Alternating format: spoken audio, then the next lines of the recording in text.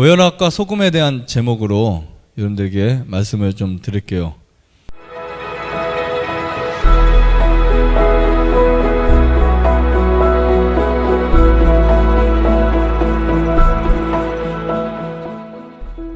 자, 일반적인 개념과 실제를 우리가 살펴보면요, 일반적으로 모든 사람, 거의 대부분의 한국 사람이든 미국 사람이든 일본 사람이든 대부분의 사람들은 소금과 고혈압 연관을 시켜서 생각을 합니다. 그래서 소금 먹으면 야, 혈압 안 올라나?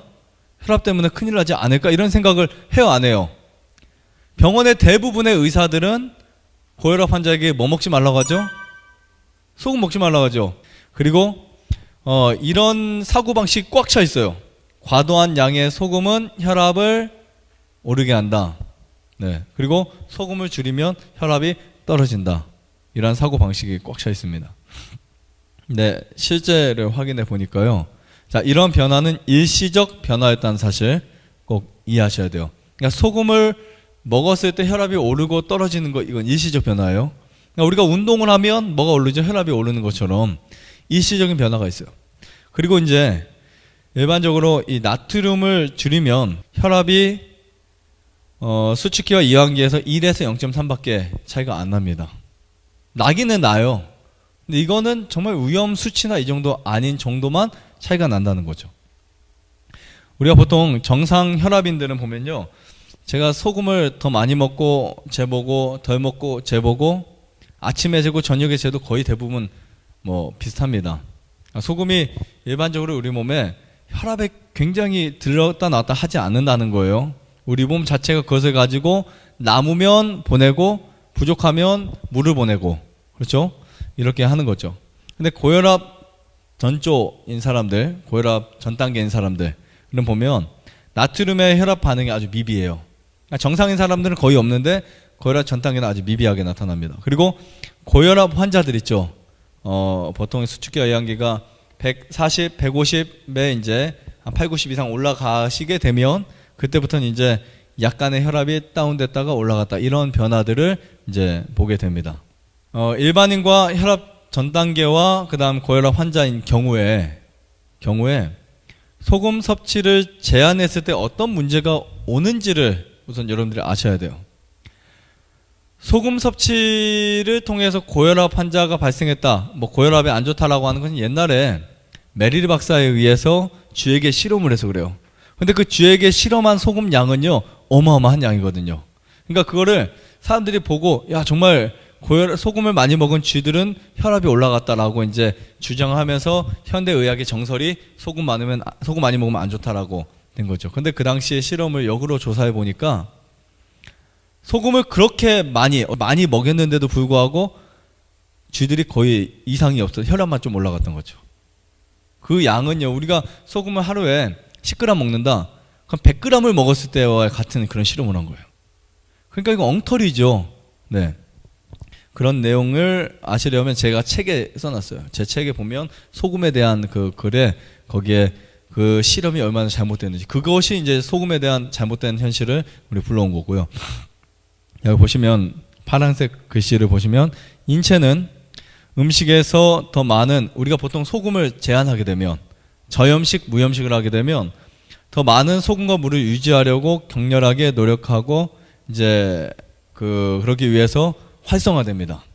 두 번째는 혈액량이 감소해요. 여러분, 소금은 우리 몸에 피를 만들어줘요. 피를. 그러니까 소금이 피를 만드는 원료 중에 하나입니다. 우리가 보통 음식을 먹을 때 소금이 음식을 소화시킬 수 있거든요. 소금이 없으면 음식이 소화가 안 돼요. 그리고 음식이 소화가 안 되니까 그 음식을 통해서 혈액이 잘 안 만들어지고, 그렇죠? 그러면 흡수가 안 되고 몸에 이제 여러 반응들이 생기는 거예요. 이것은 여러분들이 한 달, 두 달만 소금 딱 끊어 보셔도 몸이 느껴집니다. 어떻게 느껴질까요? 무기력증으로 느껴져요. 무기력증으로. 그 다음에 이제 혈액량이 감소하면서 이 말초 저항을 증가시키면서 동맥이 수축이 돼요. 그러면 이제 작게 수축된 이 동맥에서 심장은 혈액이 이제 그 증가한 저항 있죠. 저항에 맞서기 위해서 펌프질을 하겠죠. 세게 펌프질을 하겠죠. 근데 심장에서 나오는 혈액의 압력이 이제 높아지겠죠. 그렇죠. 그리고 또 들어오는 혈액은 양은 또 적어지겠고요. 그러다 보니까 심장에 문제가 생기고 혈압이 더 올라갈 수 있다. 오히려 그러니까 처음에 소금을 먹다가 소금을 끊으면 혈압이 떨어지는 건 당연해요. 근데 시간이 지나면 어떻게 될까요? 다시 올라가요. 더 높게 올라갈 수 있어요. 제가 수없이 본 경험이고요. 여기 고혈압 하는 분들이 오시면 1차적으로 금식을 하면 혈압이 떨어졌다가 식사를 하면 혈압이 잠깐 올랐다가 그리고 이제 어느 시기가 되면 안정권에 들어가요. 안정권에. 그럼 일반적으로 우리 상식에 시온의 동산은 소금 꽤 쓰는 곳인데 혈압 환자가 안 나와야 되거든요. 근데 혈압 환자가 가장 많이 변화를 받아가시거든요. 소금 열 보셨지만 제한하지 않아요. 식탁에 보면 소금 하나씩 다 있지만 그렇게 소금 드시고도 뭐 그 양을 한 번에 다 드시지 않는 이상 네, 조금씩 드시고도 혈압이 다 거의 대부분 안정권에 이제 머물게 되는데 뭐 낫는다는 말은 아니에요. 네, 낫는다는 말은 아니지만 어쨌든 혈압이 그렇게 조절이 된다는 거 그걸 우리가 알 수 있고요. 자, 그 다음에 이 소금과 혈압에 대해서 이 문화와 집단적 연구 결과가 참 잘못됐다는 것을 발견하게 되었어요. 보통 이제 원시인들이 소금을 거의 섭취하지 않다가 문화가 바뀌면서 고혈압 연구 결과를 봤더니 혈압이 생긴 거예요. 그래서 수많은 건강책들에 보면 그런 문헌들이 있어요. 소금 먹으면 혈압에 걸리는 이유, 원시인들이 문화에 접하면서 소금이 섭취되니까 혈압이 올라갔다. 이게 이제 굉장히 그럴싸한 이론에 속했죠. 그러나 제가 주장하는 건 이거예요. 그 원시인들이 소금만 접한 게 아니더라고요. 정제된 설탕, 그 다음 인스턴트 식품, 문화적 스트레스 이런 것들과 접촉하다 보니까 혈압이 올라가는 거예요. 그래서 혈압 환자가 소금과 설탕 중에 무엇을 끊을 때 더 빨리 혈압이 떨어질까요? 설탕입니다.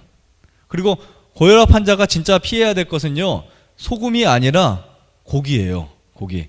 그러니까 고혈압의 진짜 원인이 뭐냐면 소금이 아니고 중성지방이라고요. 중성지방 콜레스테롤.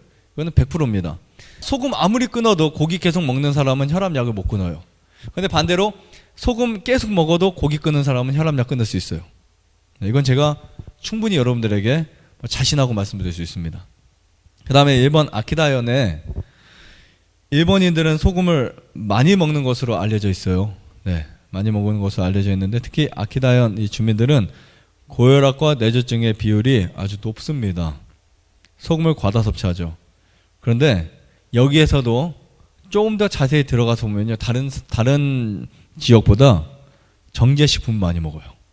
그 다음에 비타민이 결핍되어 있고 그리고 중금속이 많은 고기를 많이 먹습니다. 고혈압의 진짜 원인은 소금이 아니었다라는 사실 꼭 기억하셔야 되고요. 소금의 진실의 저자 제임스라는 사람이 이렇게 이제 정리를 해놨습니다. 비교 집단과 하루 나트륨 섭취량 비교를 보면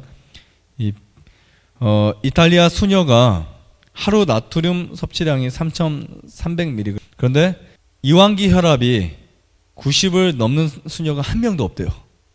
네. 신기하죠? 이렇게 많이 먹는데. 그리고 쿠나 인디언들을 보면 3,450mg 먹는데요. 근데 단지 2%만 고혈압을 가지고 있다고 합니다. 그 다음에 그리고 많이 먹는 사람들 중에 하나가 안식일교인이래요. 저도 몰랐는데 이 자료에 보면 몰몬교인이나 안식일교인들이 소금을 많이 먹는 편에 속한대요. 전 세계적으로 봤을 때 하루 나트륨 섭취량이 뭐 적게는 얼마에서 무염식하는 사람들로부터 많이 먹는 사람 3,600g까지 나트륨 섭취가 600mg까지 먹는데 이 채식하는 안식일 교인들을 봤더니 남자가 114에 67 평균, 여자가 108에 66. 그다음 육식하는 안식일 교인들을 봤더니 남자가 121에 72, 여자가 110에 66. 네, 소금을 이렇게 먹는데도. 그다음에 자바나 태국이나 대만을 보면 대만 같은 경우도 소금을 꽤 많이 먹어요. 음식 되게 짜요. 가면 아주 짭니다. 비건 채식주의자들도 여러분 아시죠? 비건 하는 사람들이 음식 짜게 먹는 사람 되게 많은 거 아주 짜게 먹거든요. 근데 4,000mg 먹어요. 4,000mg. 128에 83 정도. 여긴 여자가 좀 더 높아요. 대만 같은 경우는 136에 85. 이 정도면 그렇죠. 소금 양에 비해서는 솔직히 크게 문제가 없다고 볼 수 있죠. 자, 네팔의 고향 거주민을 보면요, 여기는 진짜 4,600mg 먹어요. 그래도 1일 소금 12g에도 남성 고혈압이 없다. 12g 제가 오타 썼고요. 그 다음에 쭉 보면 일본 아오모리현 같은 경우도 6,000mg 정도. 이렇게 아주 과하게 소금을 먹는 곳의 지방의 사람들의 보면 혈압을 보면요, 높지 않습니다. 근데 소금을 적게 먹든 좀 많이 먹든 그 사람들이 같이 함께 먹는 설탕이 많다든지 아니면 중금속의 고기들 많다든지 육고기가 많다면 반드시 혈압은 올라갈 수밖에 없다. 그리고 항상 원인은 어디에 돌렸다? 소금에 들려왔다. 이렇게 보시면 됩니다. 자, 미국의 안식교인들을 보면요, 나트륨 섭취가 일반 미국인들에 비해서 약간 높습니다. 대신에 중요한 게 칼륨 섭취가 2배 높아요. 왠지 아세요? 야채 과일을 많이 먹으니까. 네. 그래서 이 칼륨이 혈압을 안정시켜줘요. 질병통제예방센터에서 최근 미국 의학원의 나트륨 섭취와 그에 따른 심혈관 위험과의 관련된 증거를 재평가해달라고 요청했다. 그들의 보고는 2013년 보고서에서는 나트륨 섭취를 하루 2,300mg, 소금 6g 이하로 제한하는데 따른 어떤 이익도 없었던 것으로 나타났다. 사실 그들은 나트륨 섭취를 하루 2,300ml 이하로 제한할 경우 건강에 해로운 무엇이 있다고요? 해로운 결과. 그러니까 우리가 보통 예전에 10몇 g에서 10g으로 줄이고 거기서 또 이제 계속해서 줄여 나가다 보니까 건강에 문제가 오는 거예요. 건강에 문제가 와서 질병통제예방센터에서 이것을 미국 의학원에다가 이제 재평가 좀 해달라고, 이게 뭔가 문제가 있지 않냐 이렇게 한 거죠. 자, 그런데 그럼에도 불구하고 알 수 없는 일이지만 2004년, 2005년 미국 의학원의 그 나트륨 상한선이 하루에 2,300mg으로 원안대로 정해졌고 오늘날에도 주요 보건기관들 간에 우리가 섭취해야 하는 하루 섭취한 소금의 양이요, 합의가 이루어지지 않고 있으며 여전히 저염 신조를 막지 못하고 있다. 일반적으로 소금 많이 먹으면 고혈압이라는 단어는 지금도 계속해서 유지되어 가고 있는 단어입니다. 심각한 문제예요. 저는 이제 소금 섭취를 줄이게 되면 가장 중요한 게 뭐냐면 이 동맥경화가 촉진돼요. 동맥의 경화가 오는 확률이 높습니다. 그 다음에 콜레스테롤이 증가할 수 있는 확률이 높고요. 중성지방 증가. 고혈압 환자인 경우에 저밀도 콜레스테롤이 이제 수치가 증가하겠죠. 그리고 심박수를 증가시키는 노르에피네프린도 역시 증가가 됩니다.